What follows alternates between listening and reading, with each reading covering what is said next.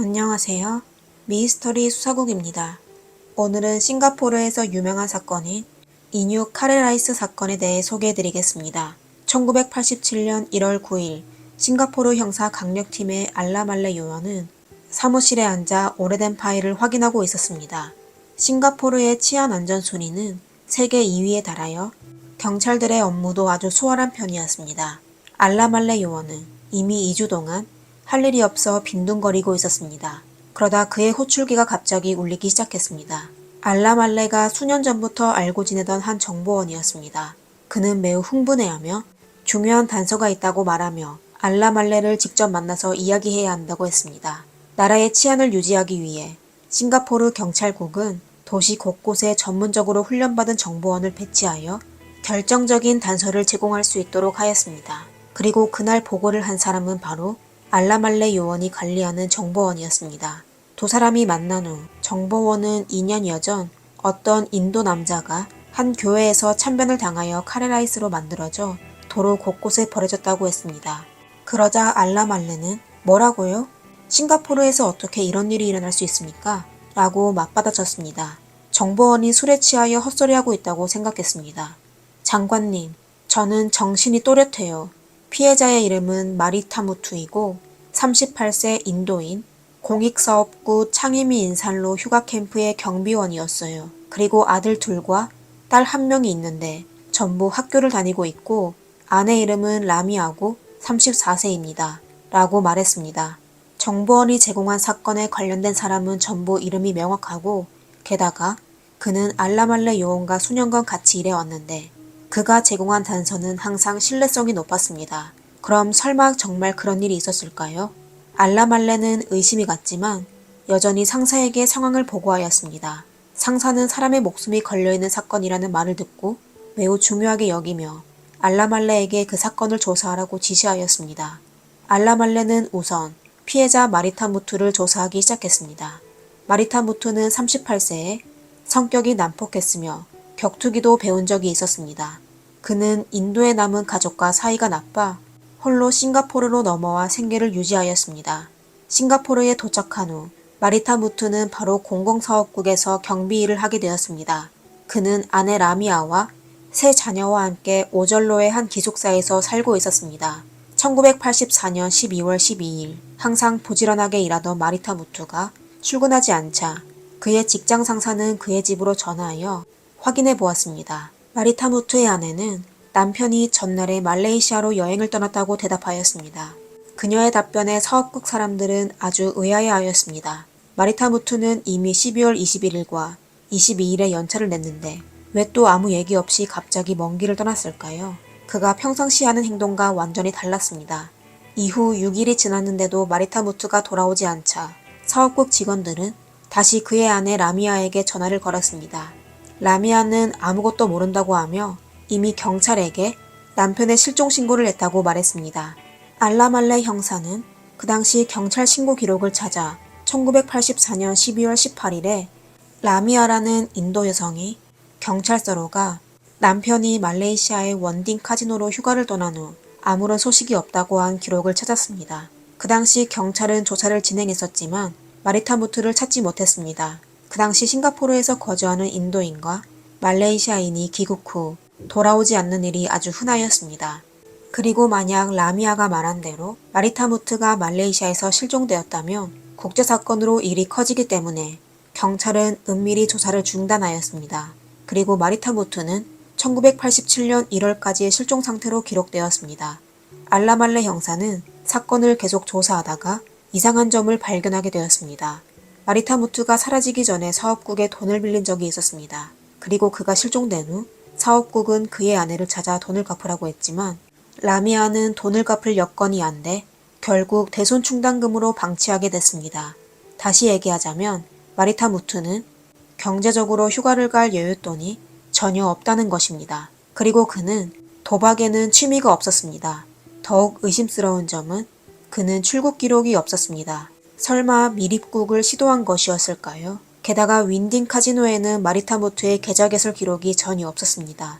그의 아내 라미아는 분명 거짓말을 한 것 같았습니다. 알라말레는 라미아를 조사하기 시작하여 그녀와 그녀의 가족 사이가 간단하지 않다는 것을 발견하였습니다. 라미아도 인도에서 싱가포르로 이민한 이민자인데요. 그 당시 그녀는 가족과 함께 싱가포르로 이주 왔습니다. 가족의 생활은 몹시 가난하였는데요. 오절로 장로회의 예배당의 기숙사에서 생활하였습니다. 그러던 중 라미아는 똑같이 가난한 신세였던 마리타 무트와 결혼하게 되었습니다. 두 사람의 결혼 생활은 결코 행복하지 않았습니다. 마리타 무트는 알코올 중독이 심하여 술에 취하기만 하면 아내를 구타하기 시작하였습니다. 싱가포르에서는 아내를 폭행하는 게 불법이며 신고당하게 되며 몇 달 동안 감옥에서 지내야 했습니다. 하지만 싱가포르의 인도인들은 상대적으로 낙후된 생각을 하고 있으며 가정의 문제를 경찰서까지 가기 싫어하였습니다. 그리고 인도에서는 가정폭력이 흔한 편이어서 아내 라미아는 그냥 참을 수밖에 없었습니다. 아이를 생각하여 그녀는 종종 친정으로 가 하소연할 수밖에 없었습니다. 하지만 마리타 무트의 가정폭력은 줄어들기는커녕 점점 더 심해져 심지어는 아내를 여러 번 병원까지 가게 하였습니다. 결국 라미아의 오빠들이 더 이상 참지 못하고 마리타 무트를 찾아가 몸싸움까지 벌였지만 전혀 소용이 없었습니다. 한 번은 격투기를 배운 마리타 무트는 라미아의 오빠를 심하게 다치도록 때린 적이 있었습니다. 하지만 사실 라미아의 오빠들도 좋은 사람이 아니었습니다. 큰오빠는 인도에서 전과 기록이 있었는데요. 1973년에 불법으로 석역도구를 소지하고 강도질한 혐의로 인도에서 18개월의 유기징역을 선고받았습니다. 둘째 오빠는 백정이었는데 연방도 바사의 정육점을 운영하였습니다.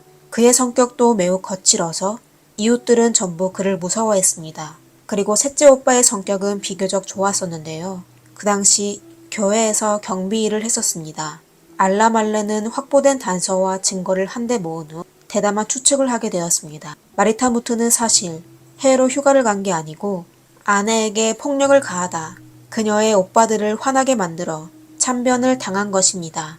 그렇다면 그의 몸은 어디로 갔을까요? 갑자기 알라말레 영사는 정보원이 이전에 마리타 무트가 카레라이스로 만들어져 길가에 버려졌다고 한 말이 기억나게 되었습니다. 알라말레는 그 당시 오제로의 방글라데시 출신의 청소부를 찾아가 신문한 적이 있었습니다. 청소부는 그 당시 12월쯤 근처의 쓰레기통에서 확실히 많은 양의 카레라이스가 발견되었다고 하였습니다. 그리고 청소부 중 한 사람이 그 카레라이스를 맛보기도 했는데 안에 고기 맛이 아주 이상했다고 하였습니다. 알라말레는 이에 카레라이스 안에 있는 고기가 마리타 무트일 가능성이 높다고 추측하였습니다. 알라말레는 사건에 관련된 30여 명의 사람을 신문하기 시작했습니다. 2달 후 사건의 진실은 점점 드러나기 시작하였습니다. 증인 한 명은 어느 날 라미아의 셋째 오빠가 있는 교회에 예배를 드리러 갔다가 테이블 위에 카레라이스가 있는 걸 보게 되어 별 생각 없이 맛보았다가 이상한 냄새와 냄비 안에 수상한 뼈를 발견하여 더 이상 먹지 않고 그릇을 내려놓고 떠났다고 하였습니다. 경찰은 결국 라미아 일가족을 유력한 용의자로 추측하게 되었습니다. 체포작전은 3월 24일 오전 2시에 시작되었습니다. 요원들은 5갈래로 나뉘었으며 각각 라미아의 집과 라미아가 일하는 곳과 둘째 오빠의 정육점 그리고 셋째 오빠가 있는 교회와 세 형제와 그들의 어머니가 사는 집까지 급습하여 모두 8명의 용의자를 검거하였습니다. 마리타 무트의 아내 라미아는 물론 그녀의 세 오빠와 그들의 아내 그리고 라미아의 나이든 어머니를 체포하였습니다. 처음 그들 8사람은 전부 죄를 인정하지 않고 무엇이든 물어보면 모른다고 일관하였습니다. 무슨 사건인지도 모르고 마리타 무트가 어디로 갔는지도 모르고 경찰이 왜 그들을 찾았는지는 더더욱 모른다고 말했습니다. 그들 몇 사람이 입을 열지 않자 경찰은 피로전 작전을 펼쳐 결국 그들 사이에 균열을 만들어 진술을 받아냈습니다. 8명의 진술은 세부 사항을 포함하여 대체로 일치하였습니다. 이후 경찰은 사건의 과정을 대충 추측해냈습니다. 12월 12일 오전 용의자 8명은 전부 오졸로 교회 기숙사에 있었습니다. 점심때가 되자 라미아의 오빠들은 집을 떠난 후 마리타 무트와 함께 돌아왔습니다. 그러다 저녁 8시에 그녀의 오빠들은 여동생 때문에 마리타 무트와 말다툼을 벌이다가 크게 몸싸움을 일으켰습니다. 마리타 무트는 곧 모든 사람들에게 제압당하여 쇠방망이에 두들겨 맞아 기절하게 되었습니다. 그 후 사람들은 화가 덜 풀렸다고 생각했는지 그를 몇 번 더 때렸습니다.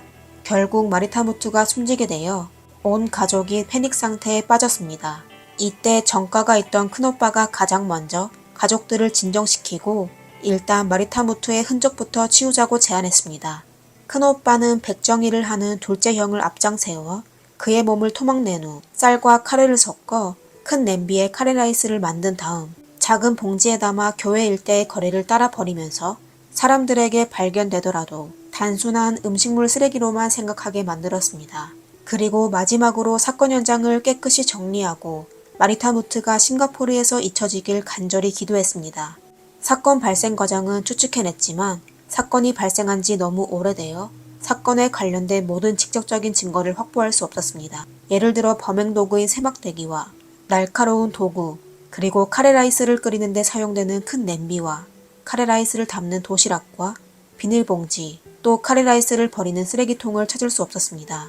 또 가장 직접적인 증거인 마리타무트의 몸이 어느 쓰레기장에 묻혔는지도 몰랐습니다. 싱가포르에는 피해자의 신체가 없는 단죄 사례는 있었지만 마리타무트 사건의 물질적 증거와 환경적 증거가 지극히 부족하여 경찰서 국장조차도 라미아를 포함한 범인들에게 유죄 판결을 내릴 수 있다고 확신하지 못했습니다. 경찰이 예상한 대로 이후 법정 재판에서 판사는 피해자와 증인의 진술만으로 실질적인 물적 증거와 환경적 증거가 없으면 용의자의 범행을 단죄할 수 없어 그들을 석방해야 한다고 하였습니다. 그리고 추후 다른 증거를 확보해야만 그들을 기소할 수 있다고 하였습니다. 그 후 경찰과 용의자 사이에 여러 차례의 싸움이 있었고 3명의 남성 용의자는 심지어 또 체포되기까지도 하였습니다.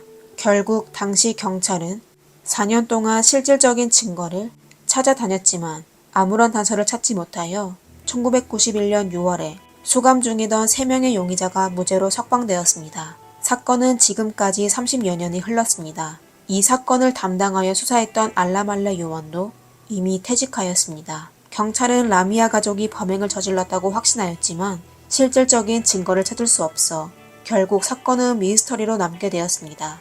여러분께서는 오늘의 사건에 대해 어떻게 생각하시나요? 과연 판사의 판결은 합리적인 걸까요?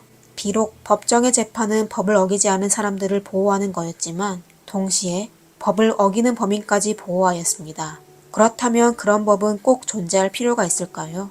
마지막으로 하고 싶은 말은 가정폭력에 맞서 남녀를 불문하고 꼭 법으로 자신을 보호해야 합니다. 오늘의 영상은 여기까지입니다. 영상을 재미있게 보셨다면 좋아요와 구독 부탁드립니다. 다음 영상에서 뵙겠습니다. 감사합니다. 미스터리 수사국입니다. 안녕하세요.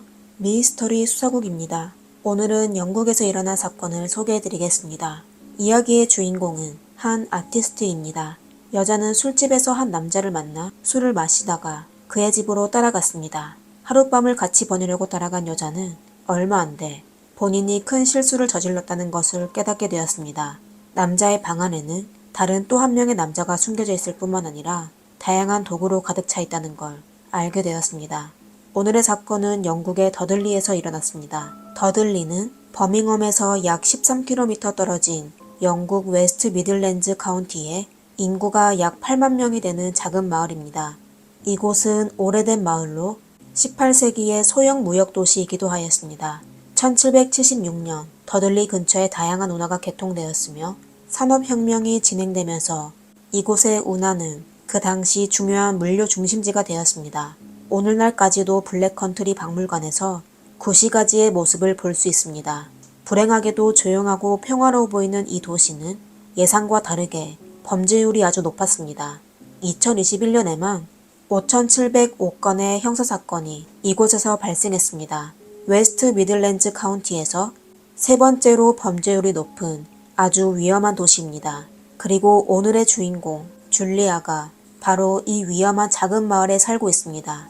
줄리아 라우스는 더들리에서 차로 1시간 거리에 있는 스태퍼드에서 태어났습니다. 고등학교를 졸업한 후 줄리아는 스태퍼드 대학에 입학하여 미술을 전공했습니다. 그리고 공부하는 동안 일레인 히기슨을 알게 되었습니다. 둘은 같은 취미로 바로 친한 친구가 되었고 결국 연인이 되어 20년 가까이 만남을 지속했습니다. 가끔씩은 다투기도 했지만 두 사람의 관계는 항상 견고하고 애틋했습니다. 평상시 줄리아는 쇼핑하고 미술관을 방문하며 콘서트에 가는 걸 즐겼습니다. 그리고 퇴근 후 친구를 만나 함께 술집에 가는 것도 즐겼습니다. 친구들은 줄리아가 매우 외향적이고 사람들에게 적극적으로 도움을 주며 얼굴에는 항상 미소를 띠고 있는 모습이라고 하였습니다. 2019년에 42세가 된 줄리아와 일레이는 향초 외 수공예 소품을 전문으로 판매하는 작은 가게를 열 계획을 하고 있었습니다. 모든 게 완벽해 보였습니다. 줄리아가 어느 날 갑자기 사라지기 전까지 말입니다. 2019년 5월 11일 토요일, 줄리아와 일레이는 함께 승용차를 운전하여 인근에 있는 울버햄튼으로 갔습니다. 두 사람은 그곳에서 함께 쇼핑하고 술집에 가서 술을 마시며 주말을 마음껏 즐겼습니다. 그러다 저녁이 되자 일레이는 와인을 많이 마셔 피곤하다고 하며 먼저 집에 가서 쉬겠다고 말했습니다. 하지만 술을 잘 마시는 줄리아는 술집에 남아 더 놀겠다고 말했습니다. 일레이는 그녀의 제안에 동의하고 일레인이 먼저 집으로 돌아갔습니다. 집으로 돌아간 일레이는 술에 취해 있었지만 줄리아가 걱정돼 그녀와 계속 연락을 취했습니다. 줄리아는 일레인에게 술 기운에 버스를 잘못 탔다고 메시지를 보냈습니다. 그녀는 버밍엄에 가려고 했지만 더들리로 가는 차를 잘못 탔습니다.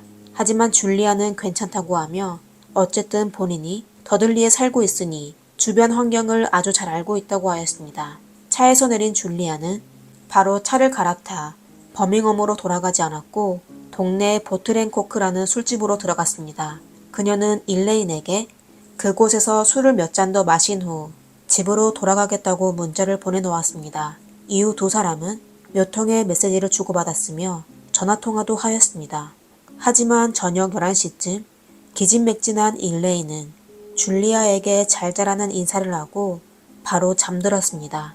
다음날 일요일 아침 술이 깬 일레인은 여자친구가 밤새도록 집으로 돌아오지 않은 것을 알고 깜짝 놀라 바로 줄리아에게 전화를 걸어보았지만 그녀의 전화기는 꺼져 있었습니다. 그리고 몇 시간이 지났는데도 줄리아는 여전히 연락이 되지 않았습니다. 일레인은 무언가 잘못됐다고 느끼며 줄리아를 찾기 위해 그녀의 가족과 친구들에게 연락해 보았지만 다들 줄리아를 본 적이 없다고 말했습니다. 일레인과 줄리아의 가족은 거의 이틀 동안 더들린 근처에서 줄리아를 찾지 못하여 결국 경찰에 실종 신고를 하게 되었습니다. 신고를 받은 경찰은 우선 줄리아가 마지막으로 나타난 술집을 수색하기 시작하였습니다. 그곳은 비교적 작은 술집이어서 평상시 사람이 많지 않았습니다. 경찰은 이날 술집의 CCTV를 통하여 줄리아가 저녁 8시 4분경에 술집에 들어간 걸 확인하였습니다. 다음 몇 시간 동안 특별한 일이 없었습니다. 그러다 저녁 11시 52분이 될 때 이미 만취한 줄리아는 꽤 뚱뚱해 보이는 남자와 수다를 떨기 시작했습니다. 하지만 안타깝게도 남자가 앉아있는 자리는 등불에 가려져 그의 얼굴은 전혀 보이지 않았습니다. 미술에 관심이 많았던 줄리아는 남자의 문신에 관심이 많은 것 같았습니다. 영상 속 그녀는 남자의 문신을 보려고 그의 지퍼를 풀기도 하였습니다. 그 남자도 개의치 않아 하며 소매를 걷어붙여 팔뚝에 있는 문신을 그녀에게 보여주었습니다. 이렇게 두 사람은 술집이 영업을 종료할 때까지 술을 마시며 신나게 수다를 떨었습니다. 새벽 2시경 당시 여러 목격자들은 줄리아와 남성이 즐겁게 대화를 나눴으며 술집 운영이 끝난 후 두 사람이 함께 택시를 타고 떠났다고 하였습니다. 이렇게 하여 그 남자는 경찰의 유력한 용의자가 되었습니다. 그리고 그 남자를 찾아내는 게 관건이었습니다. 경찰은 여러 CCTV에서 남성의 얼굴 사진을 확보하려고 했지만 영상이 너무 흐릿하여 확인할 수가 없었습니다. 하지만 다행히도 남자의 팔뚝에 있던 문신이 중요한 단서가 되어 추후 사건 수사에 큰 도움이 되었습니다. 경찰은 줄리아와 피해자의 정보를 텔레비전과 인터넷 등에 공개하여 대중에게 단서를 요청하였습니다. 그로부터 11일 후 2019년 5월 22일에 경찰은 중요한 단서를 얻게 되었습니다. 한 쇼핑센터의 경비원이 경찰에 전화하여 커피숍 앞에서 수상한 두 남자를 발견했다고 하며 그중 네이선이라는 남자가 경찰이 찾고 있는 용의자와 매우 유사하다고 하였습니다. 몇 분 후 경찰이 현장에 도착했을 때 네이선과 그의 남자친구 데이비드는 문이 닫힌 커피숍 앞에 서서 방금 경찰에 신고한 경비원과 얘기하고 있었습니다. female that has gone missing. We're looking for a female missing person who's been missing for about 11 days. Okay. We've got pictures on CCTV with someone that matches your description with her, so we just want to get some details from her. 11 days? She's been missing for 11 days, so obviously we need to find her. Okay. And because you look like the person we've seen on CCTV, we just want to get some details from you. Alright. I'll probably chop all my What's hair the off. name of it? 경찰의 신문의 네이선은 자신이 경찰이 찾고 있는 사람이 아니며 용의자와도 전혀 다르게 생겼다고 말했습니다. 그리고 그는 만약 본인이 용의자라면 경찰이 찾지 못하도록 머리와 수염을 전부 밀 거라고 말하였습니다. 그는 부인하고 싶었지만 아름다운 문씨는 그를 배신하였습니다. 경찰은 술집의 CCTV를 통하여 네이선이 그들이 찾고 있는 사람이라고 믿었습니다. 이에 경찰은 줄리아의 실종에 협조가 필요하다고 하며 네이선과 데이비드를 경찰서로 데려갔습니다. 경찰 신문의 두 사람 모두 줄리아를 모른다고 부정했습니다. 하지만 경찰이 제공한 CCTV 영상을 그들에게 보여주자 네이선은 증언을 번복했습니다. 그는 줄리아와 술을 마신 적이 있지만 나중에 헤어졌기 때문에 그 후 줄리아가 어디로 갔는지는 그도 모른다고 말하였습니다. 하지만 경찰은 네이선이 거짓말 중이라는 걸 잘 알고 있었습니다. 그들의 조사에 따르면 네이선은 분명히 연쇄 범죄자가 될 가능성이 있었습니다. 네이선 앨리스는 1990년 5월 21일에 태어났습니다. 그 당시 그의 옆에 서 있던 남자는 25세였던 그의 남자친구 데이비드 리글리였습니다. 그는 환경보호를 위해 코를 닦은 휴지를 주머니에 넣는 고집이 있는 남자였습니다. 데이비드와 네이선은 사귄 지 이미 9년이 되었으며 그 당시 16세였던 데이비드가 데이트 앱을 통해 21세였던 네이선을 만나게 된 것입니다. 네이선은 전과가 없었지만 경찰은 여성을 여러 번 스토킹한 적이 있었습니다. 네이선이 체포됐다는 소식은 언론의 헤드라인을 장식했습니다. 그러다 CW라는 여성이 경찰에게 연락하였습니다. 그녀는 15살이던 2007년에 네이선에게 나쁜 짓을 당했었다고 진술하며 네이선과 사귀고 있는 동안 억압을 심하게 당했다고 말했습니다. 또 네이선은 변태적인 성적 취향이 있어 공포에 떠는 순간이 많았다고 진술했습니다. 심지어 두 사람이 저녁에 산책할 때도 네이슨은 그냥 산책을 하는 게 아니라 사냥할 준비하는 사람처럼 밧줄과 도구를 들고 검은 모자를 쓰고 있었다고 말했습니다. 결국 네이선에게 여러 차례 몹쓸 짓을 당한 소녀는 경찰에 신고하지 않고 도주하는 방법을 택했습니다. 경찰은 네이선의 진료 기록을 통해 CW의 진술을 확인하였습니다. 네이선의 의료 기록에 따르면 그는 양성애자이며 자폐증 진단을 받았습니다. 그리고 그는 정신과에 여러 번 방문하여 본인의 변태적인 욕망을 얘기했었습니다. 그는 공포영화를 좋아하고 영화 속의 일부 줄거리를 현실에서 실행하는 걸 상상하였습니다. 그는 조디악 킬러와 제프리 다머를 추앙하고 범죄를 저지르기 위하여 범죄 수사도 공부했으며 경찰의 현장 법의학에 대해 어느 정도 알고 있었습니다. 하지만 경찰을 가장 놀라게 한 건 네이선의 아파트를 수색할 때 문에 들어서자마자 척키 인형이 놓여 있었으며 책장에는 전부 공포 관련 책이 있었습니다. 도살자부터 조디악, 아이스맨과 같은 다양한 종류의 호러 인형과 여러 종류의 도구가 있었습니다. 경찰의 말에 따르면 네이슨의 아파트는 공포의 아파트라고 할 수 있는 정도였습니다. 네이선의 소파와 카펫은 전부 새로 구매한 것이며 카펫을 들자마자 말라버린 붉은 자국이 보였습니다. 최종 확인 결과 그 흔적에서 추출한 DNA가 줄리아의 DNA와 일치하였습니다. 그리고 네이슨의 집에서 발견된 다른 도구와 결합하여 경찰은 줄리아가 이미 숨졌을 가능성이 높을 것이라고 추측하였습니다. 5월 12일 줄리아가 실종된 다음 날에 네이선과 데이비드가 운하를 따라 여러 차례 걷고 있는 모습이 CCTV에 포착되었습니다. 하지만 두 사람이 커다란 비닐봉지를 들고 걷는 모습이 아주 수상해 보였습니다. 경찰의 질문에 네이선과 데이비드는 정확히 설명할 수 없었습니다. 그리고 그들은 가방에 무엇이 들어 있었는지도 설명하기 싫어하였습니다. 이에 경찰은 수색 구조대를 파견하여 운하 인근을 대규모로 수색하기 시작하였습니다. 그리고 다른 감시 영상에서 5월 16일 줄리아가 사라진 지 5일이 지난 날에 네이선과 데이비드가 쓰레기장을 방문한 걸 발견하였습니다. 그들은 대낮에 카펫과 소파를 쓰레기장에 던져버렸습니다. 경찰은 그 쓰레기장을 뒤집을 정도로 수색하다가 결국 매우 운이 좋게 버려진 카페트와 소파를 찾았습니다. 그리고 DNA 감식 결과 그 위에 흔적이 바로 실종된 줄리아의 것이라는 것을 확인하였습니다. 사건을 조사할 때 네이슨의 어머니가 경찰에게 아들이 사건 발생 이후 그녀의 집을 여러 번 방문했었다고 말하였습니다. 경찰은 허락을 받고 그녀의 집을 수색하기 시작하였습니다. 그러다 네이슨의 어머니의 뒷마당에서 소각로를 발견했는데 안에는 완전히 태우지 못한 옷이 있었습니다. 경찰은 옷 위의 DNA를 통하여 줄리아의 옷이라는 걸 확인하고 줄리아는 이미 숨졌으며 범인은 바로 네이선과 데이비드라는 걸 확정하였습니다. 현재 경찰에게 남은 가장 큰 문제는 줄리아의 신체를 찾아내는 것입니다. 경찰이 제시한 증거물 앞에서 네이선과 데이비드는 여전히 자신들이 범인이 아니라고 하여 줄리아의 위치를 자백하는 것이 더욱 불가능했습니다. CCTV 속 비닐봉지에 따라 경찰은 줄리아가 아파트 근처에서 방치된 것으로 추측하여 경찰은 각 부서의 인력을 소집하여 주변을 집중적으로 수색하기 시작하였습니다. 네이선이 살고 있는 아파트는 미션 드라이브에 있는데 주변에는 더들린 운하와 정글이 있어 수색하기가 아주 어려웠습니다. 한 달이 넘는 수색 기간에도 경찰은 운하에서 아무것도 발견하지 못했습니다. 하지만 경찰은 포기하지 않고 주변 정글을 수색하여 마침내 줄리아가 실종된 지 47일 만에 결정적인 단서를 발견하게 되었습니다. 수색견은 아파트 근처 숲에서 아주 잘 밀봉된 검정색 쓰레기 봉투 몇 개를 발견하게 됐습니다.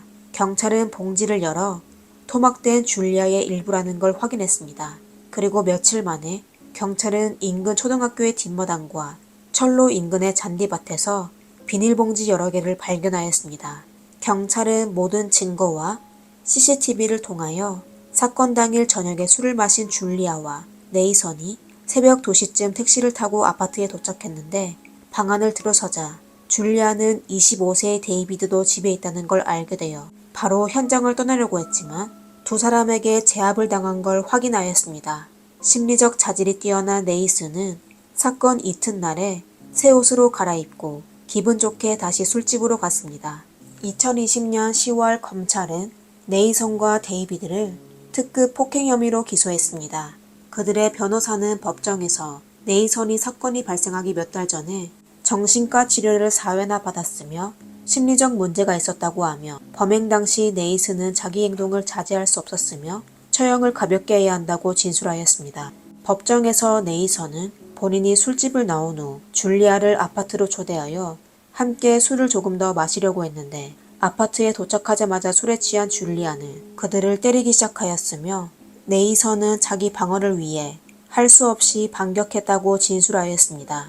그리고 이때 그의 정신병이 갑자기 발작하여 그의 머릿속에서 누군가가 계속 그를 인도하여 몹쓸 짓을 하게 되었는데 그는 도무지 멈출 수가 없었다고 진술하였습니다. 그리고 줄리아는 술에 취해 미끄러져서 숨지게 되었다고 말하였습니다. 그 당시 그는 너무 무서웠기 때문에 감히 경찰에 신고하지 못했다고 말하였습니다.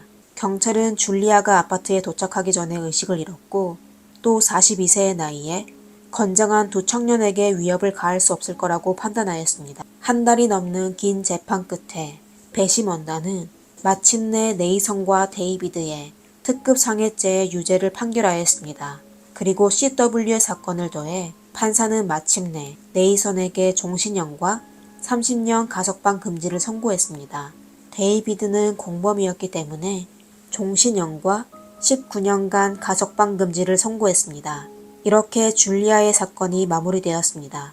사건과 관련해 논란이 되는 점은 네이선과 데이비드가 범죄를 저지른 후 피해자의 신장을 어떻게 처리했냐는 것입니다. 경찰은 현재까지도 찾지 못했습니다. 이에 대해 아무런 증거를 찾지 못하고 경찰도 구체적인 해명을 하지 않았습니다. 하지만 사람들은 네이선이 그날 밤 계획적으로 범죄를 저지른 게 아니라 술집에서 줄리아를 우연히 만나게 되었는데 술과 불법 약품으로 자신을 영화 속 인물로 상상하여 줄리아를 인형으로 만들어 집에 장식품으로 두려고 한 것이라고 추측하였습니다.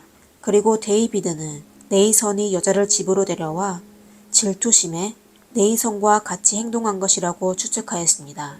네이선이 술에서 깨어난 후 문제의 심각성을 깨닫곤 데이비드와 같이 숨진 줄리아를 바로 처리한 것이었습니다. 만약 네이선이 조금 더 대담하고 미쳤었다면 분해된 줄리아는 지금쯤 집안의 장식품으로 만들어졌을지도 모릅니다. 줄리아가 아파트에 들어간 후 무슨 일이 일어났는지는 정확히 아는 사람이 없습니다. 하지만 한 가지 확실한 것은 네이선과 데이비드가 바로 잡히지 않았으면 네이선은 분명 다른 사람을 찾아 완벽한 예술작품을 만들었을 것입니다. 심지어는 그와 데이비드가 줄리아의 잃어버린 장기를 음식으로 복용했다고 의심할 수도 있습니다. 혹시나 다음에 혼자 술집에 가게 되면 줄리아를 떠올리며 본인의 안전을 지킬 수 있길 바랍니다. 오늘의 영상은 여기까지입니다. 미스터리 수사국입니다. 감사합니다.